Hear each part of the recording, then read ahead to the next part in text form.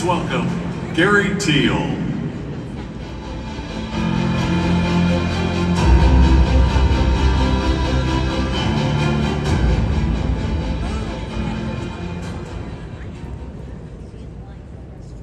My name is Gary Teal. I know all of you came to Houston just to hear me running for chair. I will address that in a moment.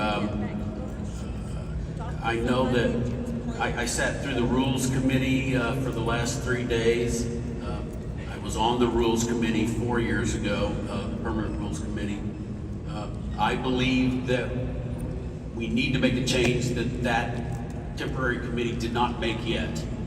The Permanent Rules Committee should make a new rule that when you want to run for chair, you have to give 3 months notice and you have to pay a filing fee of $1,000.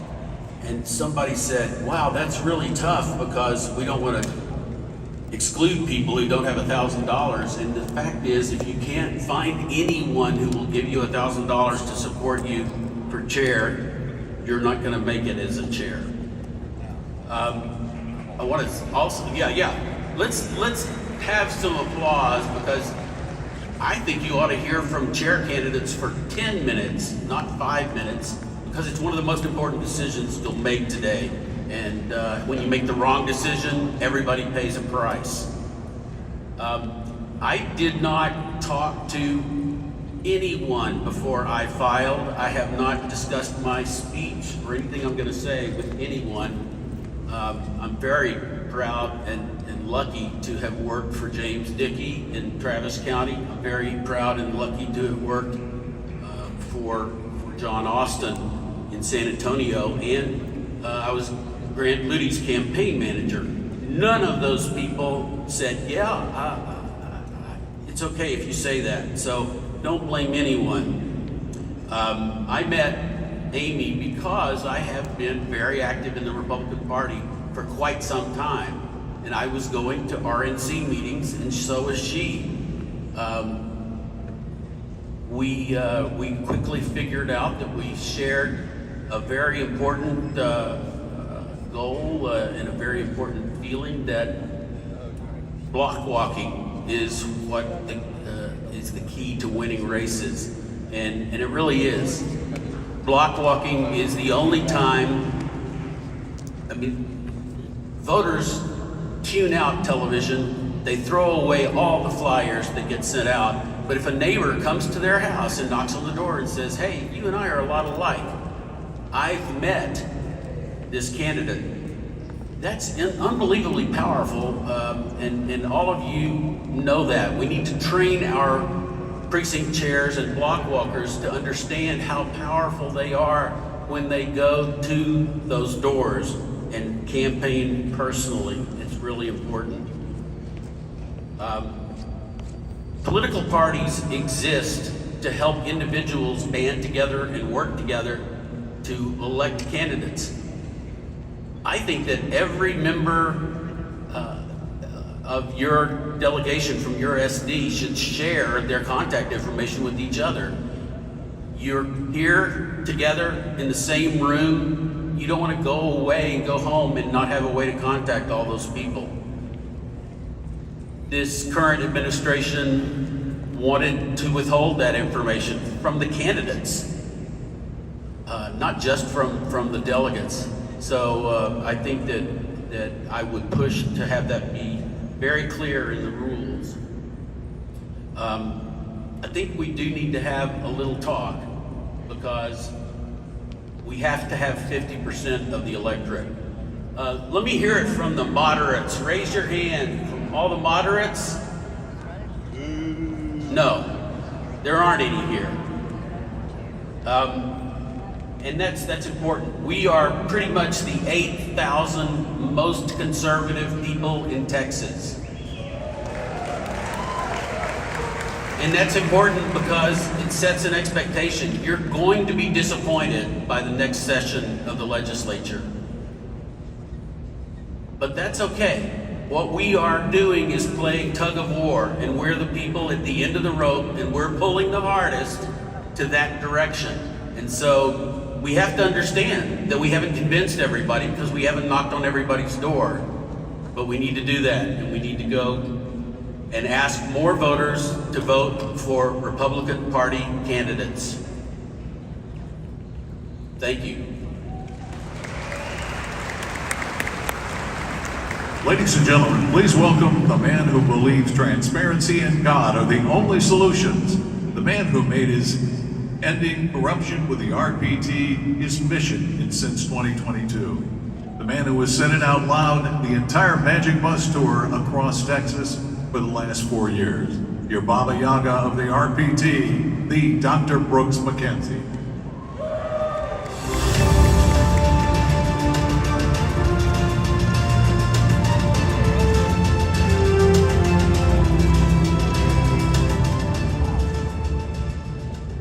My name is Dr. Brooks McKenzie. Many of you know me, many won't. I will be speaking twice as I am running for state chair and vice chair. This one is going to be very quick and very to the point. Many of you do not know how the sausage is made, where the rules are made, how our party operates. That happens Monday, Tuesday, and Wednesday here at this convention on the 3rd floor. I've been here all of those days and we've had some warriors in there. But we have a rules committee that may have some weaker members on there. So I'm going to read out some SDs. Your Senate district, and if I read your Senate district out, we need you to replace your temporary member with a permanent member who's a little more conservative. SD 11, SD 16, SD 19, SD 27, SD 28, and SD 29. Please go find a conservative and put them on the permanent rules committee, and I will take my time later. Thank you.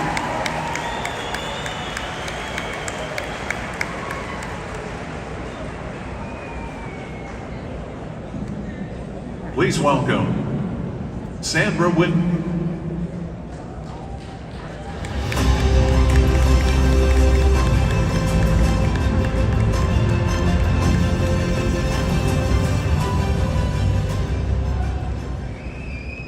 Well, hey y'all. My name is Sandra Whitten. I am the one that was not expected. I technically, even though we love to give Abraham credit for being the last one to file, I was the last one to actually come into this race. I didn't come in just as a fluke. I didn't come in because I thought it was popular. I came in because we were sick of empty promises. I spoke to Dorinda. I spoke with people who were connected to Abraham because he wouldn't return or call me. I used to know him. We were friends. What happens when people rise to the top unexpectedly, when donors and dark money come pouring in, it corrupts.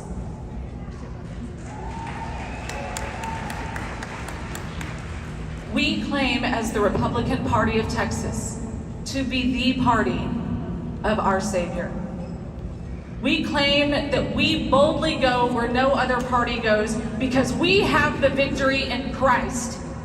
Yet here, within the confines of this building, in every SD across this state, there is division, there is heartache, there is embitterment, there is hurt. And that is not how the body of Christ behaves. When people get divided and nobody comes in to sow the mends, to fix the heart, everyone hurts. There are forces that are working against the grassroots. We've been being treated like AstroTurf. And if we just spray it off, then everything's gonna be okay and it's still green. But if we truly believe that we are a bottom-up government, what every single one of us pledges that we fight for, then why are we the ones who are having to get sprayed off when the you-know-what rolls downhill? We as Texans, we as Republicans, we are fighters. I was the underdog in 2020 when I took on Henry Cuellar. I was the underdog in 2022, even though I was the nominee and I proved everything that I said I could do, we did. We doubled the Republican voter turnout with the smallest margin in state history. I made history in District 28 because of the work that I did, not the RPT, not the GOP, my grassroots in South Texas. We flipped that border for President Donald Trump, and we're going to do it again for Governor Abbott. I am the fighter for the grassroots. I will make sure that our chairman and all 31 districts are represented and that they are appreciated. We will bring restoring the heart to every single county across this beautiful state of Texas. My name is Sandra Whitten. I need your support. We are going to go victorious into the night. I will see you in your SD caucuses. Find us. We are bigger than the establishment, and we will win this. Thank you.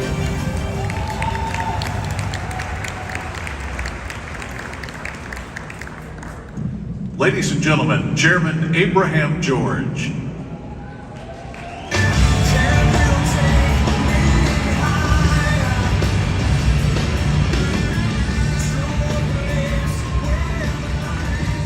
Well, I'm back. I want to introduce you to my wife, Gina. Today is our 21st wedding anniversary. And I told her I will take her to a very expensive place, and we are here.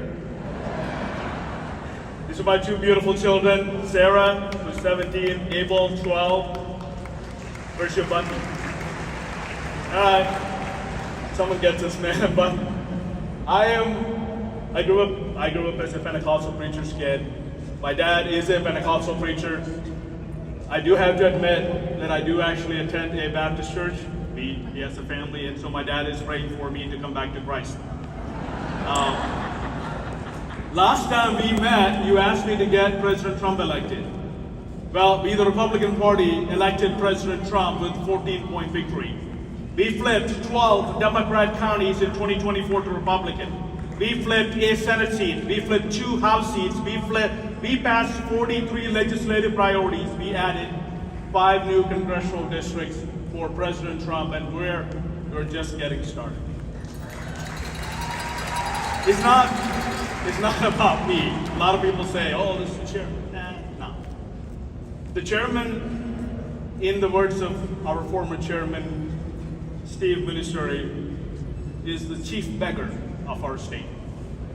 That's pretty much the job. It's not about the chairman, it's not about the SRSC, it's not about the county chairs, it's not about any one of us, honestly. This race is about, are we going to have a Republican Party that is strong enough to defeat Talarico and elect Ken Paxton as our next United States Senator? That's what this whole thing is about. Will we be organized enough that our grassroots have a voice in like we did in 2024, where we will be, or are we going to be drowning in chaos? That's basically what it's about. This race is about whether we have the strength to pass legislative priorities put together by you over this weekend in the 90th session, or are we going to be worrying about selling more t-shirts and errors on our songbook or whatever? It really comes down to 2026 November.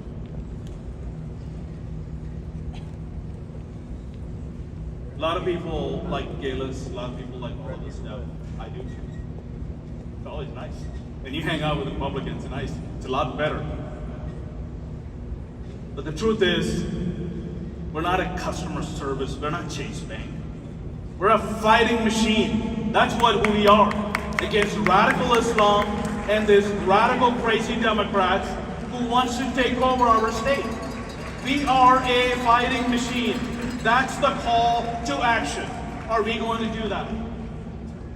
This is why I'm endorsed by our current Attorney General, our next United States Senator, Ken Paxton, and our Alamo Republicans, like Mitch Little, Mike Olcott, Brent Money, Andy Homper. Just now, Representative Tom Oliverson just endorsed me. Ken Paxton knows what it takes to win an election.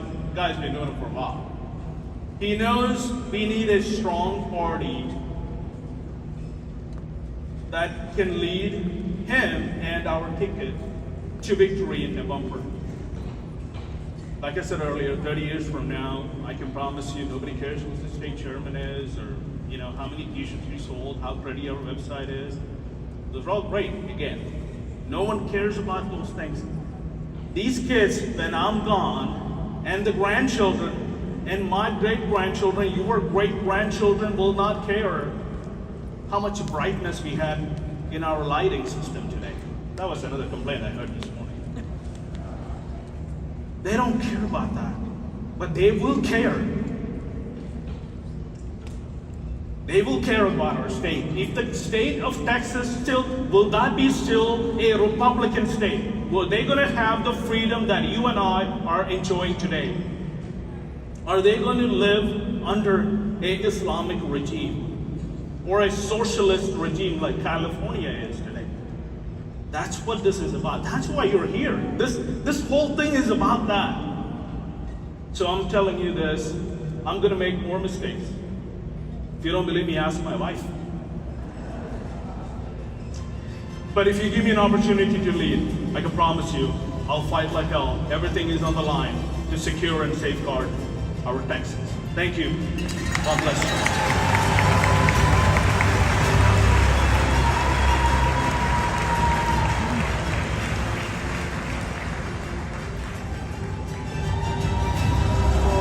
Like they count. He is a man who is strong in his convictions, and you can trust that if he says he's going to do something, he's going to do it. He's passionate about his walk with the Lord. He is a strong leader, but he's very kind. David has always been there for me. He's always been there for our boys, and he will always be there for the people of Texas. Ladies and gentlemen, please welcome your candidate for Vice Chair of the Republican Party of Texas, David Covey. Good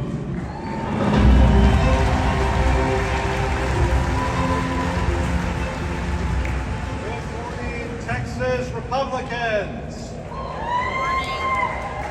Somehow, somewhere, someone convinced you this convention was worth your time and investment, and I completely agree. What they probably didn't tell you was you unknowingly enrolled yourself in a Republican fitness program called Operation Walkaround. By Saturday afternoon, your step counts will be higher than James Tallarica's testosterone count. But in all seriousness, the countless hours put in on this committee are important. And as your vice chair candidate, I will fully commit myself to defending and advancing the Republican platform and the legislative priorities put out by you. And that's because these principles aren't just political positions for me. They're personal. I'm a Christian by grace, a conservative by conviction, and a Republican by choice. But not just any Republican. I'm a Republican that fights. The kind of Republican who puts skin in the game and does the work and gets the results. I will fight the giants, win and where necessary, and I have a record to prove it. The days of Republicans simply saying the right thing and expecting support are over. We're entering a new era. Today, if you want support, you must lead by action. And that means fighting to conserve the principles that we hold as conservatives. That means fighting to protect life from conception till natural death, because every life is precious. That means fighting to protect the biblical family. That means fighting to protect the God-ordained gender of male and female. Yes. That means fighting to limit government in our personal lives, in our business, and in our healthcare decisions. And fighting to protect our private property rights so that Texans can own their property and not rent it eternally. Today, the fight is real to stop the Islamification of Texas, and I will lead in that fight because Sharia law has no place in Texas.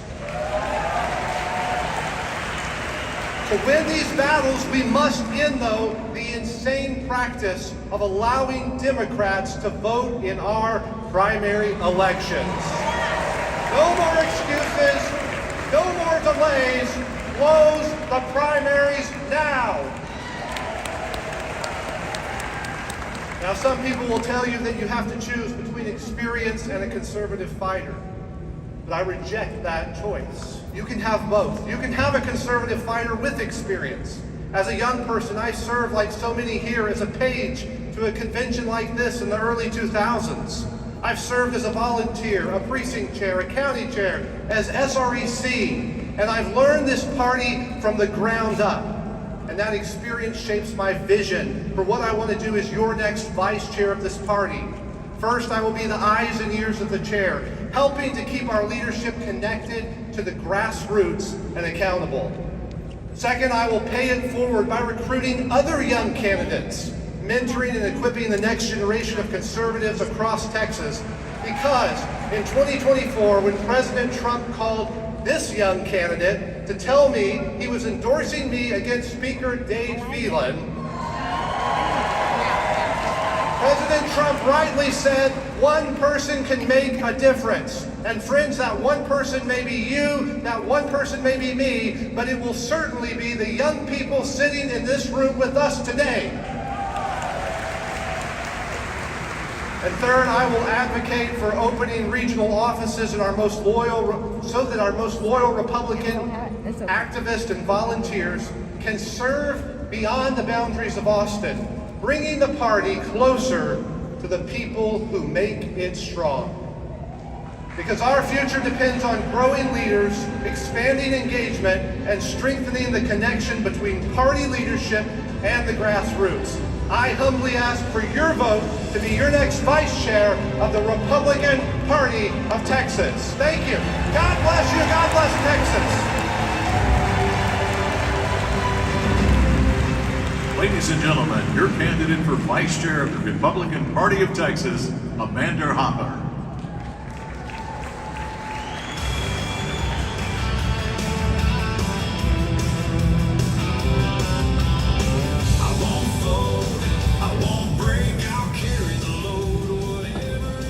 Hello, Patriots.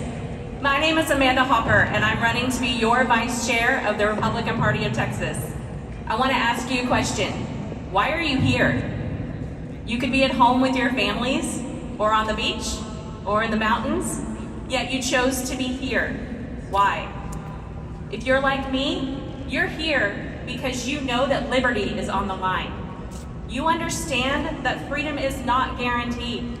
That 250 years ago, it was won against impossible odds, and it has been defended by generations of patriots.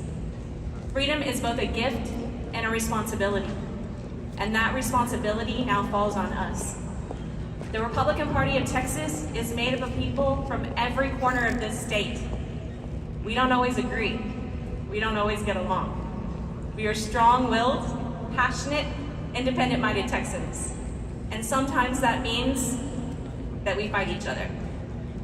But when the battle truly matters, we unite around our shared principles. We stand shoulder to shoulder. We hold the line. And when necessary, we take back ground that has been lost. That fighting spirit is what built this party, and it is what will secure its future. I am running for vice chair because I believe our government must always answer to the grassroots. The men and women in this room who sacrifice their time, treasure, and talent to defend liberty.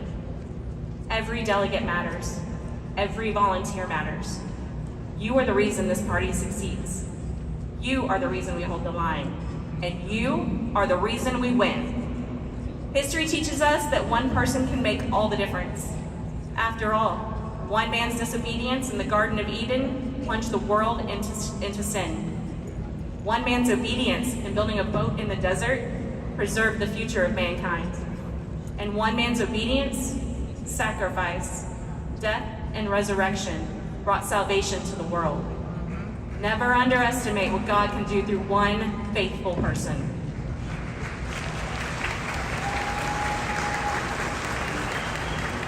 As Vice Chair, I will fight for the grassroots. I will fight for our principles and for our future of this party in this state. And in accordance with Romans 1:16, I will not be ashamed. I will stand unapologetically for the biblical truths that shape this union and this state. I will stand firm. The question is, will you stand with me? I would be honored to earn your vote for Vice Chair. May God bless each one of you, and may God bless Texas.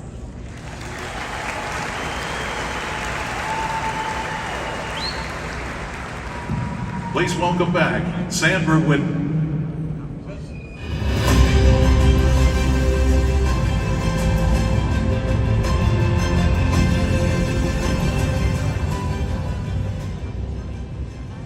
I didn't have to get up here from somebody else's merit. I got up here because of the hard work that I've done for the grassroots for the last 7 years. After running for Congress twice, after being heavily involved with the SREC and helping to build local parties and coalitions, to helping to train precinct chairs and county chairs, I have already done the work. My record is solid. My heart is true, and we are battle tested. I'm running for chair because I believe that my vision is the best for the party. But I'm a servant leader. And I understand if you're not quite willing to let me lead the party yet, but you want some accountability. When people run as slates, there's no accountability. I ran on my own because I didn't need somebody by my side, because I have God on my side. When we stand firm in what we believe, we make the difference. It doesn't matter if Abraham becomes the chair again, if I'm your vice chair, because there will be transparency. You will know where your money is going, because I have a history from Texas Fully Loaded to make sure that the truth is always revealed. We will be a stronger party with Sandra Whitten at the helm. I promise to the delegates, I promise to the county chairs, and to the people who have yet to make their way to a convention, that we will be a party that you can be proud of. Many of you have seen my beautiful children. I have 4, from 21 to 7. I've been in politics since my youngest was 1 month old, because I believe in a stronger Texas. I believe in states' rights, and I believe in accountability, because if we cannot be accountable to our own party, how can we be accountable to the nation? We will make the difference. We will be the change. Not some phony Obama slogan, but the real deal. Because I am legit. These tennis shoes right here have gotten more traction and more dirt and more halls of Congress than any other pair of high heels that are backstage. I know the players, I know the game, and I know how to get the work done. Sandra Whitten for chair and vice chair. Thank you, Texas!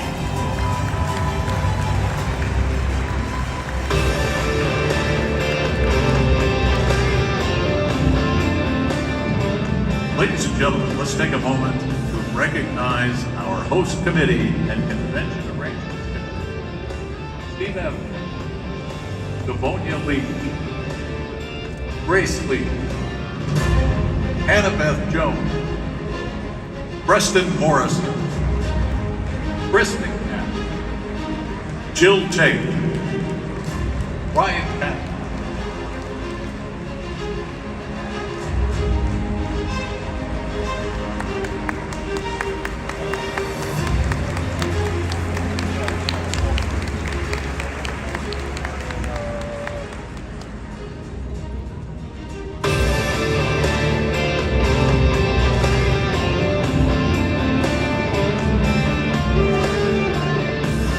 Ladies and gentlemen, please welcome Senate District 2, Senator Bob Hall.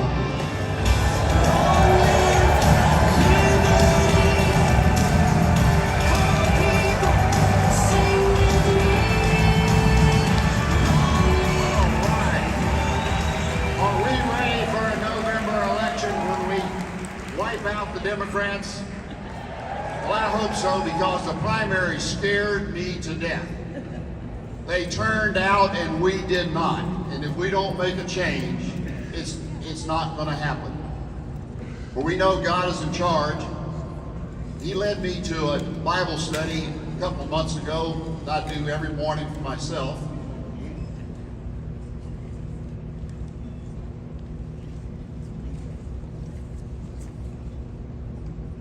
The slides are not working.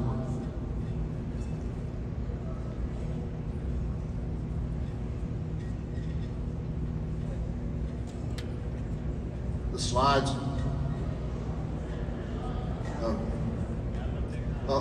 Okay, there we go. It led me to a Bible study, and in it talked about the significance of the insignificant. And it got me to thinking about the little things we don't think about, how important they are when there are lots of them, and we just count on the quantity of them. And the example they used in the study was a poem that was written back in 1620 and then revised and updated in 1758 by Benjamin Franklin. Some of you may have heard it. It talks about a horseshoe nail, a nail. And it goes something like this: for the want of a nail, a shoe was lost.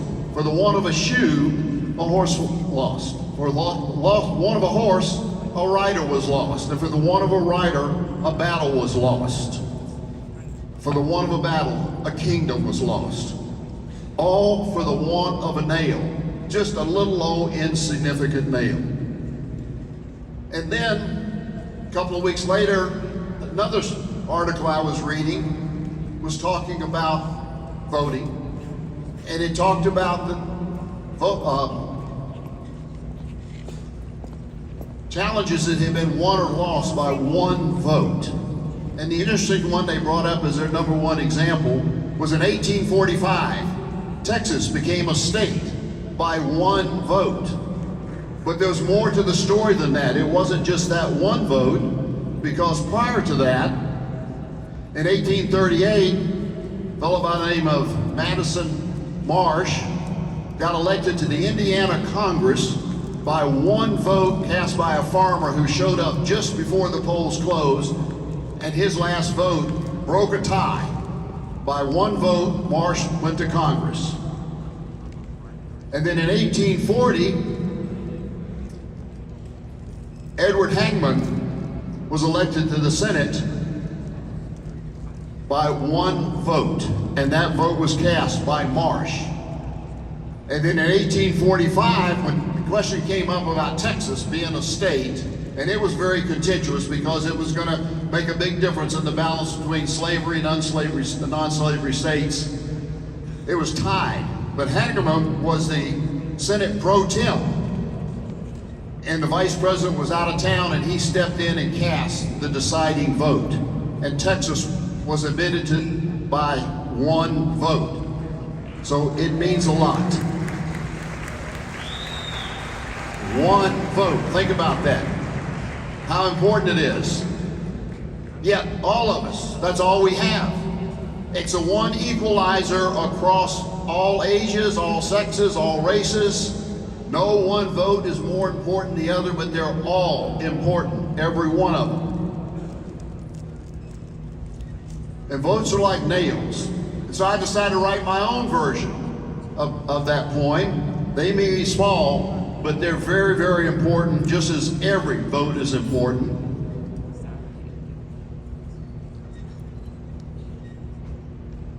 So I wrote a poem. For the want of a vote, a precinct was lost. For the want of a precinct, a county was lost. For the want of a county, a state was lost. For the want of a state, a nation was lost. For the want of that nation, liberty and freedom for all future generations were lost forever, all for the want of a single vote. But the grassroots can make a difference because we are the ones who can determine what that vote will really be. We are the most important out there for the turnout that we're going to have to face. And the responsibility, it's yours. You are the ones who will determine what happens in November far more than the candidates themselves. And what do we need to do? We need to take on a mindset of making sure that we get the turnout. The Democrats had a couple 100,000 more show up in the primaries than we did. But we need to contact everyone to deliver the Republican message of liberty, limited government, and protecting individual rights, and then convince them to show up and vote. And how do we do that? We engage all the time, anytime, anywhere, everywhere. I'll use a good example, my wife Kay. Everybody says they love her, they might like me, but they love her. Election time, she dons a Bob Hall shirt and puts a bunch of Bob Hall pins on it. She goes to Walmart, she may only go look for one or two things, but she'll run up and down every aisle, and anybody that makes eye contact, she'll talk to them. And then when she gets in line to check out, she lines the longest line to stand in, just so she can talk to a few more people about showing up to vote. And those votes, they're the foundation of every level of election, whether it's at the national, the state, the district, the county, the city. Our precinct votes are what put those folks running for office there. And if it fails, if it cracks and falls down, also does the votes for all of those that we're trying to send to office. And so the bottom line is, you are the nail that anchors the vote in the precinct that delivers the county to win the state, to save our nation and preserve liberty for future generations. We do this by you being the nail that will not, does not fail. Because the Republican that you don't know or don't like is going to be better than a Democrat you don't know. The Democrats you don't want.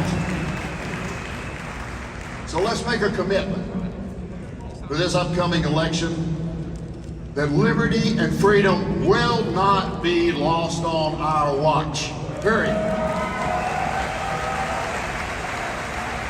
With that, we take the attitude as if it is to be, it is up to me, each and every one of us, doing what it needs to be done. I'd like you to take this pledge and repeat after me. I will be the nail that does not fail. Folks, we got a job to do.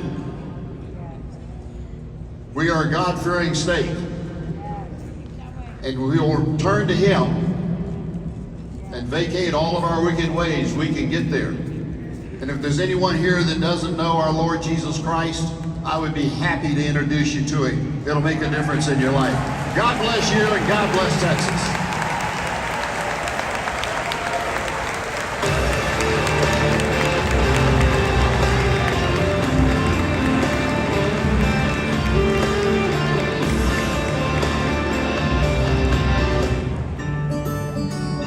Home isn't just a place, it's where life happens. It's where memories are made and traditions take root. For some, it's a work in progress, the future taking shape, and for many, it's still a dream. But across Texas, that dream is getting more expensive. Texas ranks among the highest in the nation for property taxes, and they keep on rising. For homeowners, it can feel like paying for value that they haven't realized just to stay where they are. And for many, it's what's keeping them from buying at all.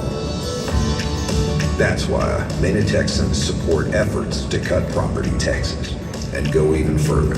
Because without that burden, families could invest in their future or simply breathe easier. There's no place like home. And for Texans, it's worth protecting. And that's why I am Republican. Hi, this is Governor Greg Abbott. Welcome to the 2026 Republican Party of Texas State Convention. This is a pivotal moment for the future of the Republican Party, a pivotal moment for the future of Texas itself.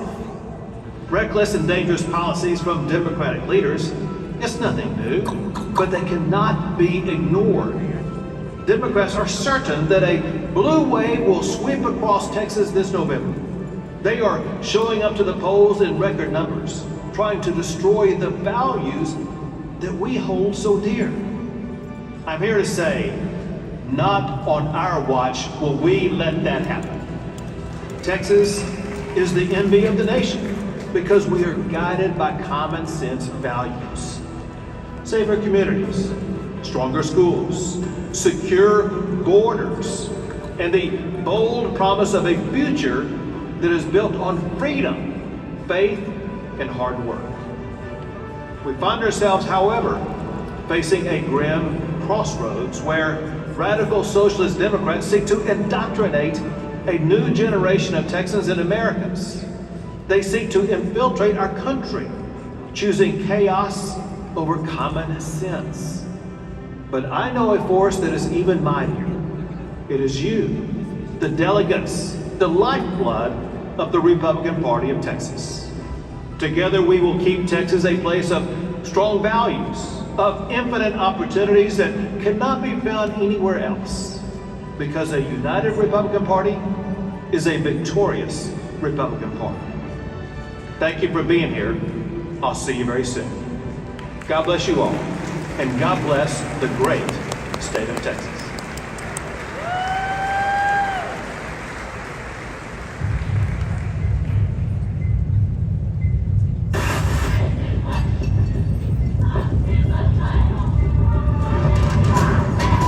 We are here to defend democracy. Misinformation poses a threat to our nation's health. Climate change is an emergency. Democratic socialism. Human rights to choose. Hell yes, we're gonna take your AR-15.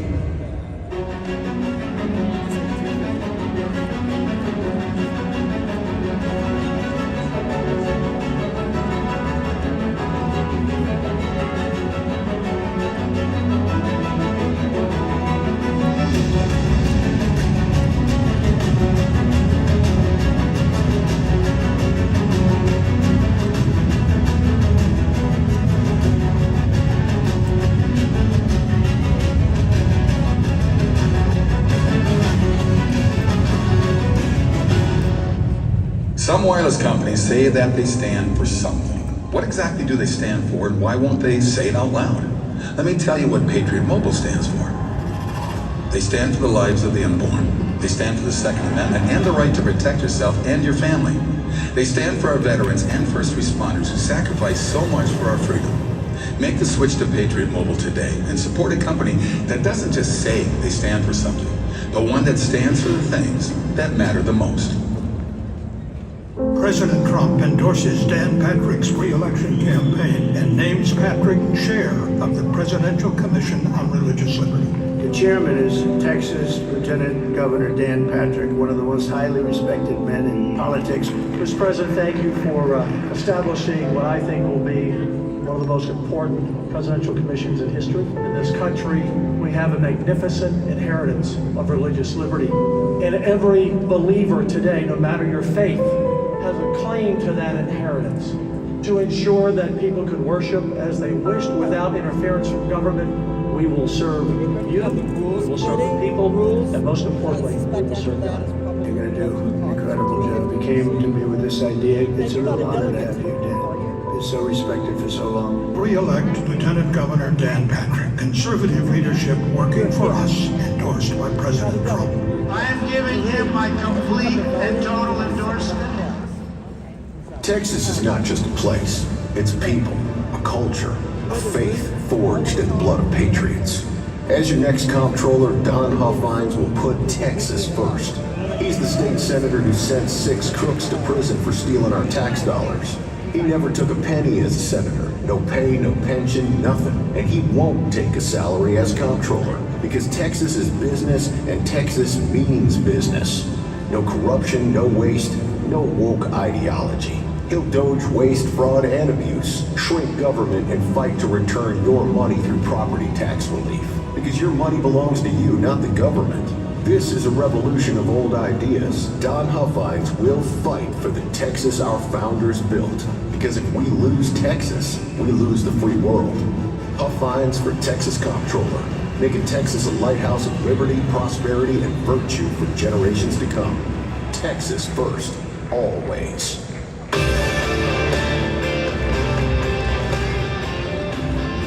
Delegates, alternates, and guests, please welcome back your chairman, Abraham George.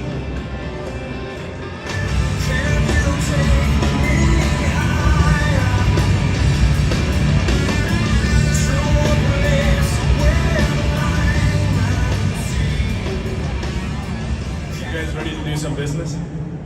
All right, let's do this. Well, thank you all for being here.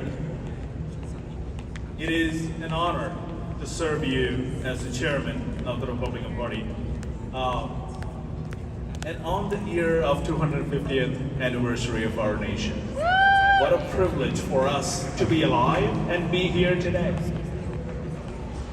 It's God's plan. So, it being the June 11th at, what time is it? I knew I was going to get some response. It being June 11th at 10:54 a.m., Chairman, as the set forth by resolution of State Republican Executive Committee, the 2026 Republican Party of Texas biannual convention will now come to order.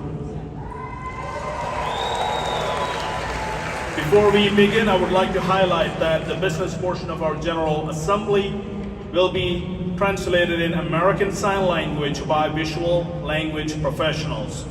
This convention is governed by the rules of our party, the Texas Election Code, and the Roberts Rules of Order, newly revised 12th edition. Pursuant to RPT Rule number 33A, as the state chairman, I will serve as the temporary chairman until we are organized. As chairman of the convention, I have appointed Charles Bass, PRP, as our convention parliamentarian, and Steve Evans, PRP, as our convention parliamentarian. So, please welcome Charles and Steve. They are going to help me get through the next 3 days. Pursuant to RPT number Rule 33C, the State Republican Executive Committee at the pre-convention meeting adopted a resolution setting forth the temporary officers, the temporary role of this convention, the temporary agenda, and the rules that will govern this meeting until we are organized. At that time, at the same meeting, the SREC appointed Mr. Virgil Cruz to be the temporary convention secretary and Mr. Chris McNabb, there's Virgil, and his team to be the temporary convention sergeant at arms. Those officers will appoint assistants as needed. The chair would like to bring to your attention that temporary supplemental rules for the convention are available at convention.texasgop.org. Pursuant to Rule 6 of the convention, the supplemental rules adopted by the SREC, the chair will have you take a note that 4 sets of lights and microphones on the floor. If you are seeking recognition from the chair, you will go to one of those microphones, tell one of those floor parliamentarians what you are trying to do, and they will direct the sergeant at arms to turn on the appropriate light. If you wish to speak in favor of a motion, the sergeant at arms will turn on the green light. If you wish to speak against a motion, the sergeant at arms will turn on the red light. If you wish to make a motion, the sergeant at arms will turn on the blue light. If you need to make an interrupting motion, the sergeant at arms will turn on the white light. Please only request the white light if you absolutely need to do so.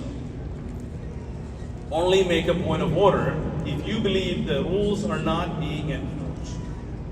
Only make a request for information if you are needing me to provide you with the information. A request for information, according to Robert's rules, is not an opportunity for you to provide me with some information, even though I love some information. Please note, moving the previous question is not an interrupting motion. The floor parliamentarians can help you if you have another question of privilege or are unsure of what category of a motion falls into. Now we're going to the report of the Temporary Credentials Committee. The next business in order is report of the Temporary Credentials Committee. This report will also provide the current numbers regarding registration, convention delegate strength, and the current quorum requirements. The chair recognizes Bonnie Wallace, Chairman of the Temporary Credentials Committee. Ladies and gentlemen, welcome Bonnie Wallace. Patrick.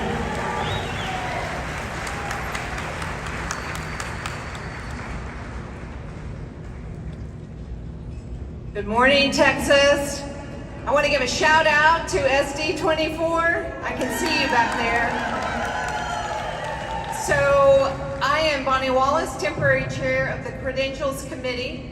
The Temporary Credentials Committee met yesterday at 11 a.m. and the report is as follows. We had 0 challenges and we had 2 contests under Rule 27. The Credentials Committee reviewed documents and heard testimony concerning troubling ties to CARE, an organization recently declared by Governor Greg Abbott to be a foreign terror organization for 2 SD11 Harris County delegates, Amjad Mutasib and Tarak Hussein. The committee voted 28-3 that the evidence was sufficient that if the rules had provided a pathway, we would have voted to revoke their credentials in order to protect the convention from foreign influence. Rule 27 precludes the Credentials Committee from considering contests from someone who does not reside in the same SD as the delegate they are challenging. However, we did pass a non-binding recommendation that the state chairman, the general counsel, the parliamentarian, and the state Republican Executive Committee and the convention itself take all appropriate action to protect the integrity of the Republican Party of Texas with respect to delegates Amjad Mutasib and Tarak Hussein. We further recommended that the platform be amended to change the rule which would allow us to exclude anyone with ties to terrorist organizations.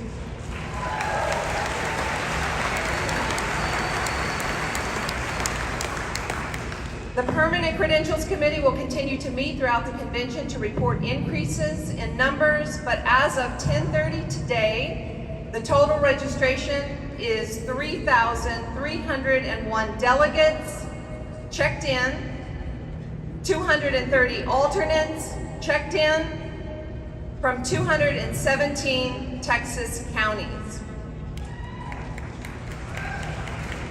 That concludes a report of the Temporary Credentials Committee. I move adoption of the temporary roll of the convention. Thank you, Bonnie. The question is now on the adoption of the permanent roll of this convention as recommended by the Temporary Credentials Committee. Are you ready for the question?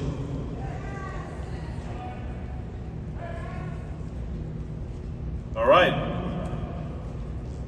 Seeing no discussion, all in favor of adopting the permanent roll of the convention as presented, say aye. Aye. All in opposition, say no. The ayes have it. The permanent roll of the convention has been adopted. Thank you, Ms. Wallace. That concludes the report of the Temporary Credentials Committee.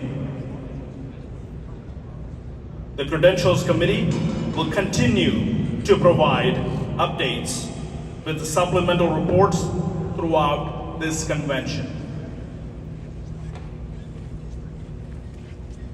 The chairman recognizes our former chairman, Mr. Matt Rinaldi, as the chairman of the Temporary Rules Committee.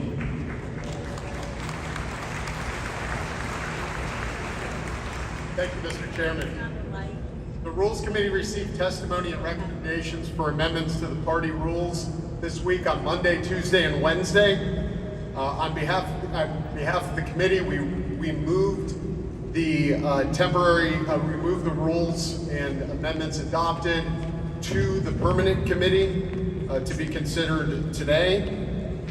The temporary supplemental convention rules were presented to the SREC and adopted with amendments. I move the adoption of the temporary supplemental rules. Thank you, Mr. Chairman. The question is on the motion to adopt the permanent supplemental rules of the convention. Are you ready for a question?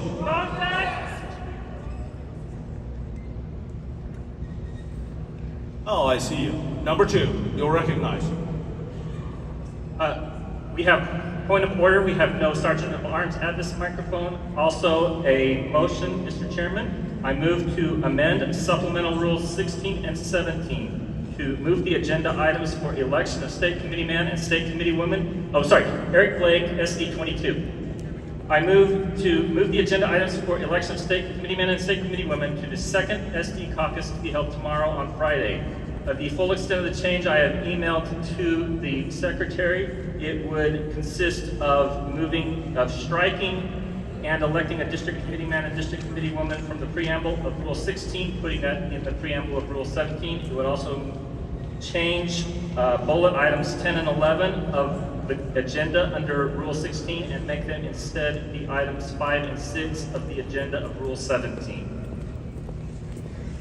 Thank you. Do I have a second? Bill Eastland, Senate District 22. I proudly second this motion. Thank you. We have a motion and a second. Give us a second as we put that on the screen. So, are there any discussion on this motion? Mike 1, you are recognized. Josh Flynn, SD 15. I was on the Rules Committee when we sat there and changed this back to Friday, and then we went to the SREC, and then they changed it back to Thursday. For 50 years, we've always had these elections on Friday. For over a year, we've known when the convention was going to be, a week-long convention, and it was going to be this week, over a year ago. A month and a half ago, we got notice that they're going to change 50 years of precedence to move it to Thursday because of a problem that they had last time that the Rules Committee already fixed.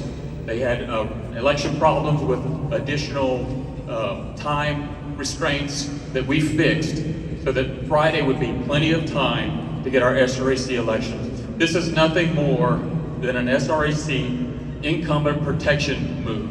And we need to put it back to Friday so that people that want to run have 24 hours to at least meet their people. Thank you. Thank you, sir. Mike 4, you are recognized.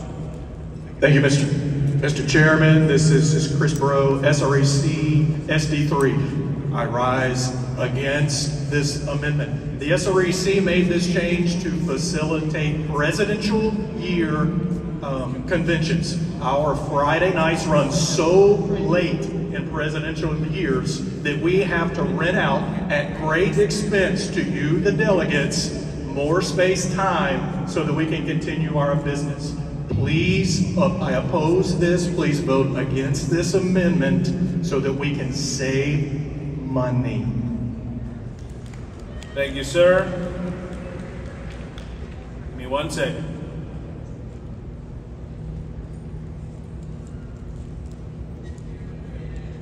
Mike 2, you are recognized.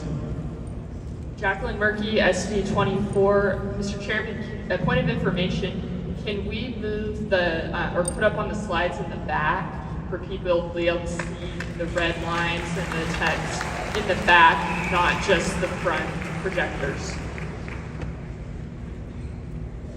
Yes, ma'am. Give me 1 second. What's happening?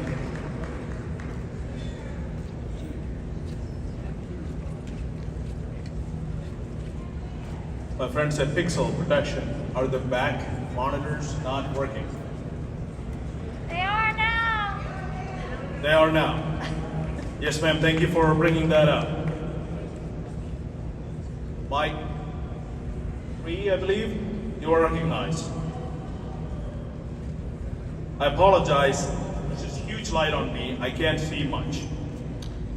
Mr. Chairman, Hunter Bonner, SD1. I would like to reiterate what's already been said, speak in favor of keeping the elections for SREC committeeman and committeewoman on Friday the way it's been for precedent for decades. We have many of our own delegation that is still not here yet, but will be here tonight so that they may vote in tomorrow's Senate District caucus.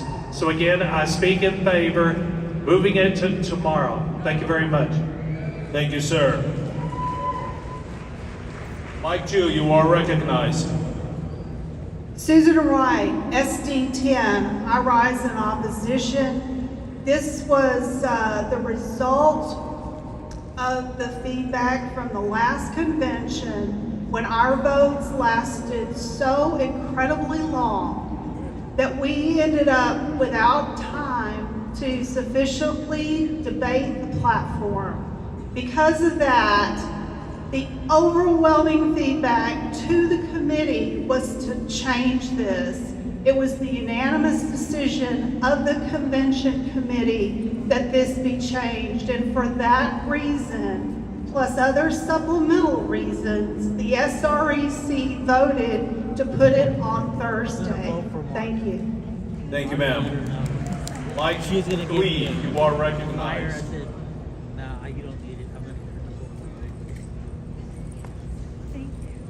Seeing, are there any other discussion on that?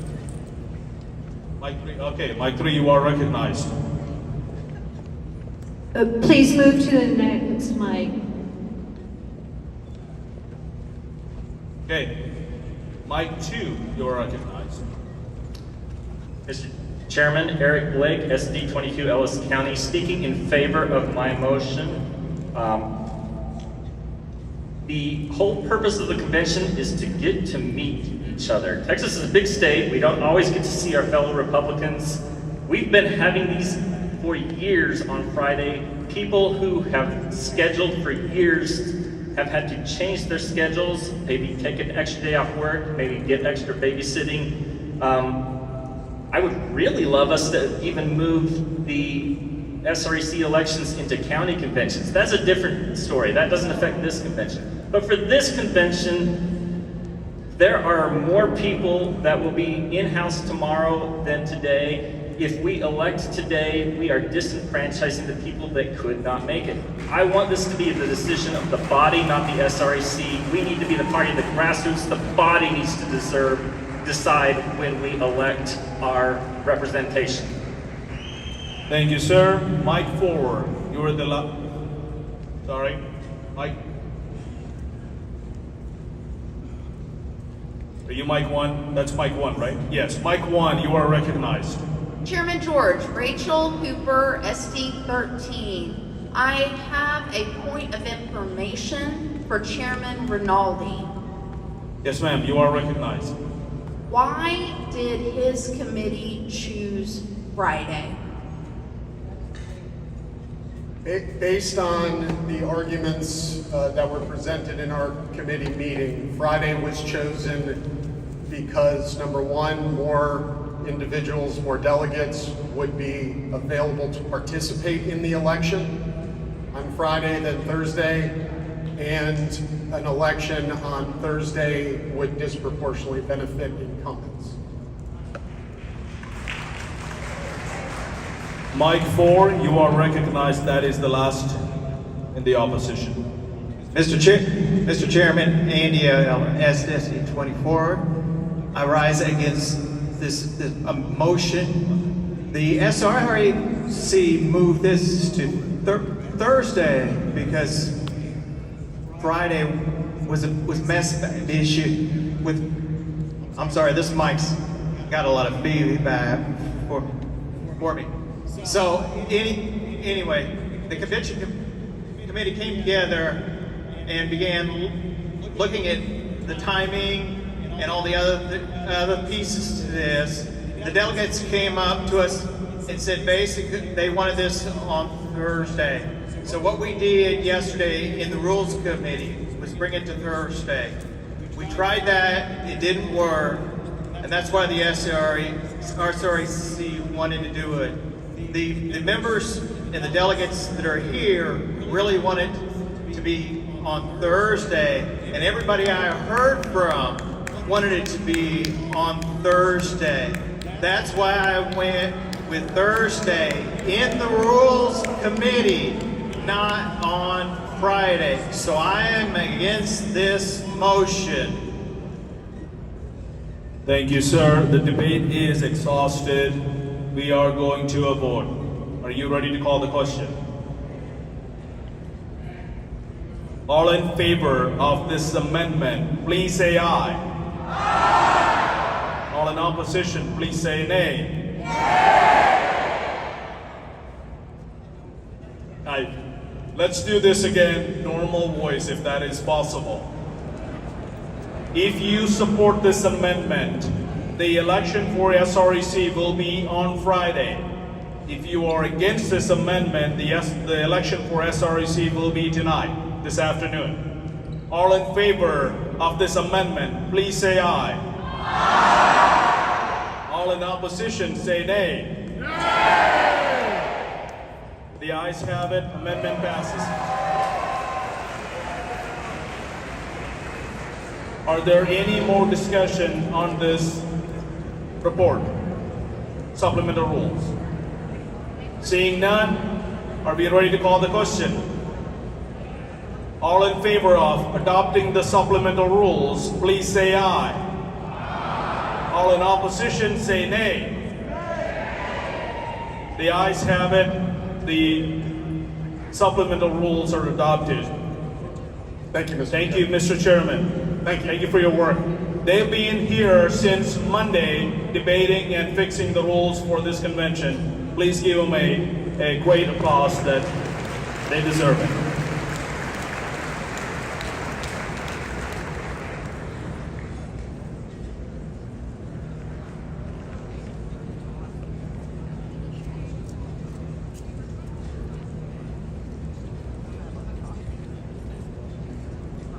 Convention, the chair recognizes Rachel Heisler, the chairman for the Temporary Legislative Priorities Committee. Please welcome Rachel Heisler. Good morning. Mr. Chairman, the Temporary Legislative Priorities Committee reports as follows. The committee received testimony and recommendations for the generation of the party's legislative priorities on Monday, Tuesday, and Wednesday of this week. The committee adopted the following motion: that the legislative priorities as perfected by the committee be forwarded to the Permanent Legislative Priorities Committee for its consideration. The Permanent Legislative Priorities Committee will meet today at 2:30 p.m. That concludes the report of Temporary Legislative Priorities Committee. Thank you, Ms. Heisler. The question, sorry, wrong page.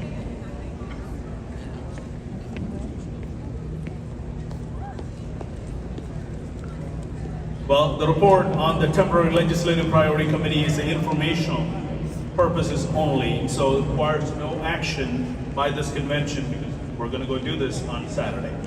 So thank you, Ms. Heisler. God bless you, and thank you for your committee and all the hard work you guys put in throughout last 3 days, but more than that, for many weeks. God bless you all. Thank you. Chair recognizes Steve Evans to make an announcement. Delegates, your Senate District Caucus chairs, please listen up. In the green buckets that you picked up to manage your caucuses, your minutes include the supplemental rules as they were before you just amended them. Now you have amended them, delegates, and the SREC elections will happen on Friday, so your minutes are wrong. Please stop by room 216, Senate District Caucus chairs, and pick up a new yellow sheet of minutes that will have the correct organization on them for you to report those Senate District Caucus chairs placing the SREC elections on Friday. Otherwise, what's in your box will be incorrect. Thank you. Thank you, Mr. Evans. I just want to give a shout out to my SD up here, SDA. Thank you all for being here. And I see my good friend Briscoe Kane up front as well. Chair recognizes Trey Trainer, Temporary Platform Committee. Trey Trainer, if you guys don't know who that is, you probably do. He was the Trump appointee to the Federal Election Commission. He is kind enough to come and serve as the Platform Committee Chair. Mr. Not here. Okay. It is an informational committee, so we'll come back into that.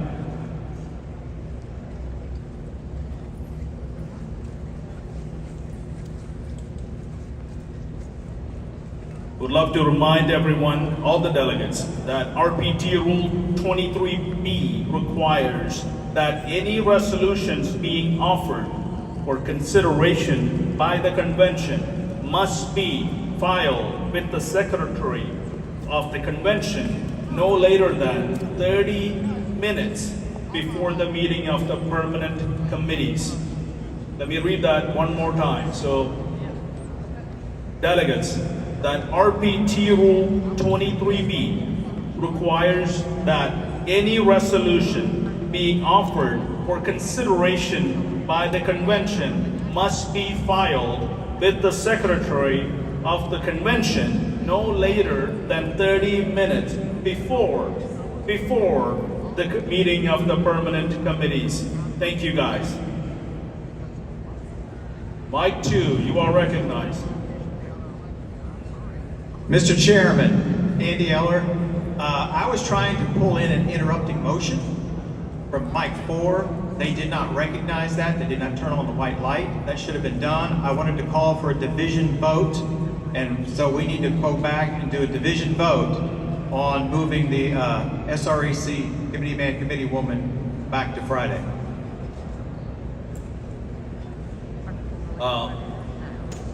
Andy, is that it? Can you state that one more time? So my motion was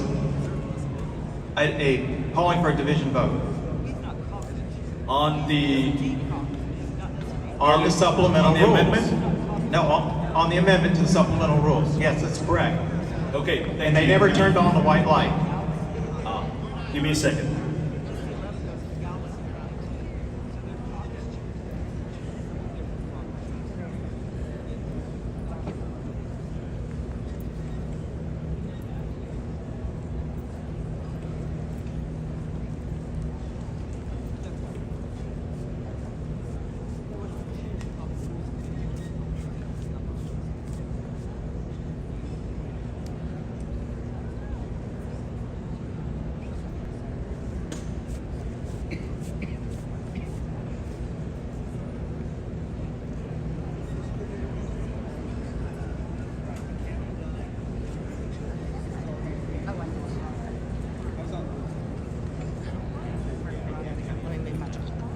Andy, my friend, I understand your frustration, but the motion was not made timely. Production, please make sure the lights are working properly. We need to move on. Thank you. Mike 3, you are recognized.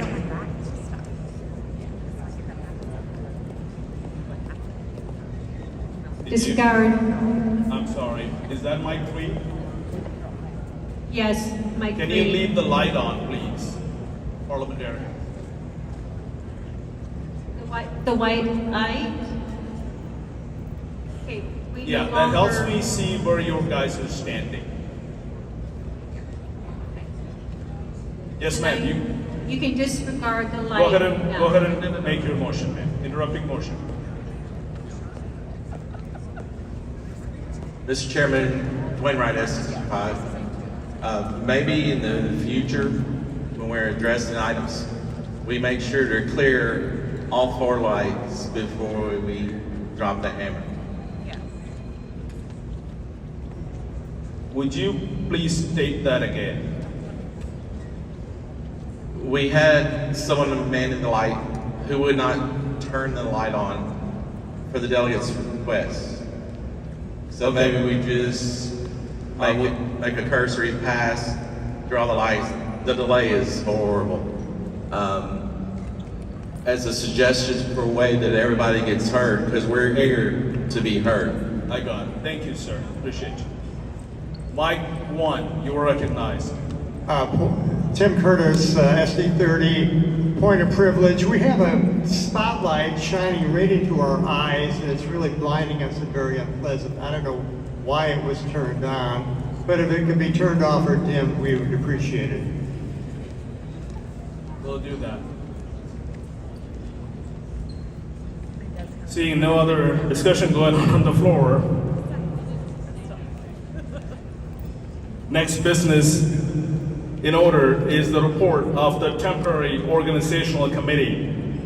This report will contain the recommendations for the convention officials, including the chairman to preside for the remainder of the convention, the secretary, the sergeant at arms.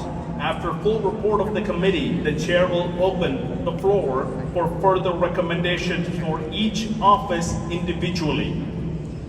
After nominations for each office has been closed, the chair will put the question for each office individually to this body. Chair recognizes Burgundy Kane, the chairman of the temporary organization committee. Ms. Kane, welcome. My name is Burgundy Kane, and I'm serving as a temporary organization committee chairwoman. Mr. Chairman, the Temporary Organization Committee recommends to the SRC the following temporary convention officers which were approved by the SRC. Abraham George, Convention Chairman, Virgil Cruz, Convention Secretary, Chris McNutt, Convention Sergeant at Arms. On behalf of the Temporary Organization Committee, I nominate the following permanent convention officers: Abraham George, Convention Chairman, Virgil Cruz, Convention Secretary, and Chris McNutt, Convention Sergeant at Arms. Abraham George has been nominated for the permanent convention chairman. Are there any nominations from the floor for convention chairman?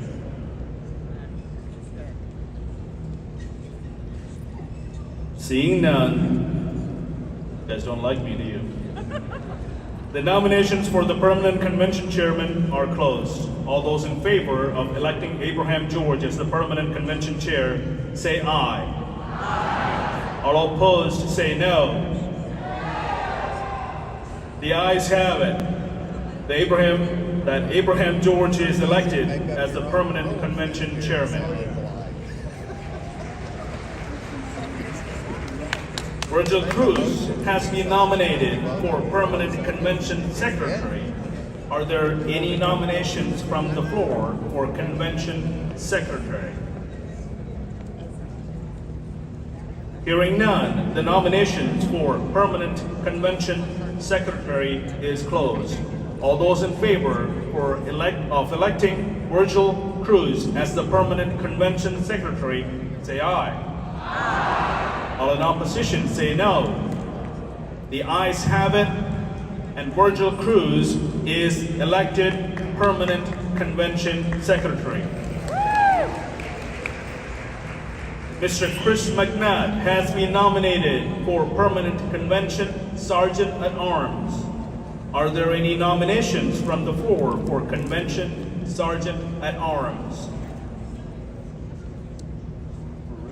Hearing none, the nominations for permanent convention sergeant at arms is closed.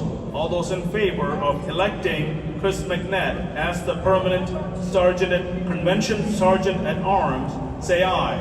Aye. All in opposition, say nay.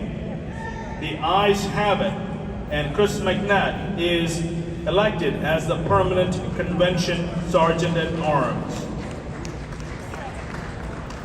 Ms. Kane, thank you for your service and your committees. That concludes the report of the temporary organization committee. As the permanent chair, I appoint the temporary committee chairs to serve as the permanent committee chairs. Delegates, we are now organized.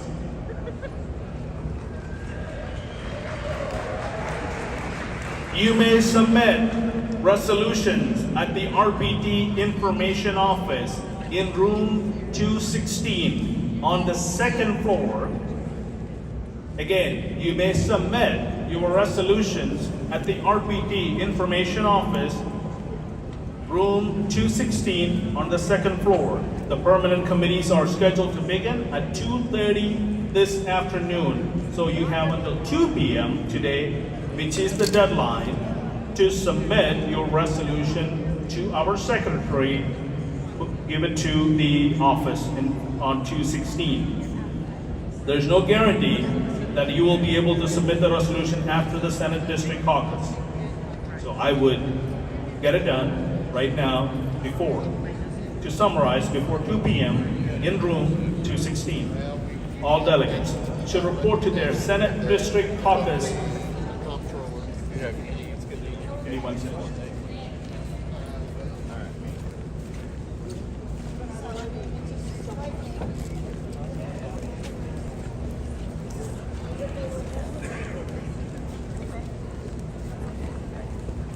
Mike 1, you are recognized. Catherine Burwell, Senate District 28, sorry. My bad, Steve. I'd like to make a motion to temporarily suspend the rules to take up the temporary rules report. I'm sorry, can you make that motion again? Yes, I would like to suspend the permanent rules in order to retake up the temporary rules committee report. Sorry, ma'am, that is out of order. Thank you. All delegates should report to their Senate District Caucus. It is 11:30 now, by 11:45, where you will receive updates about what has going on this week in temporary committees and vote for your representative for the permanent committees. The business in your caucus today will be to elect members to the committees on credentials, rules, platform, legislative priorities, and state nominations. Business in your caucus Friday morning will be electing your SREC members as well as your caucus recommendation for your state chair and your vice chair. We will meet again in general meeting here at 10 a.m. to hear many of our great statewide Republican elected officials. And having no further business, for this meeting is adjourned. Thank you all for being here today. Have a great lunch. 11:45 at your caucus meetings. Mọi người bên Đảng Cộng Hòa đều có mặt ở đây khắp nơi về OFTEXAS. Anh chị thôi nha.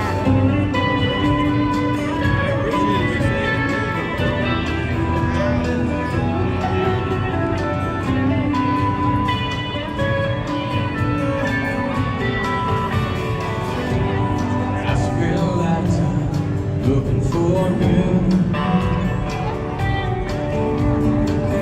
Somebody good time loving never true. Praying every day, hoping to win. Till I know sweet life, losing again, and I'm just looking for love.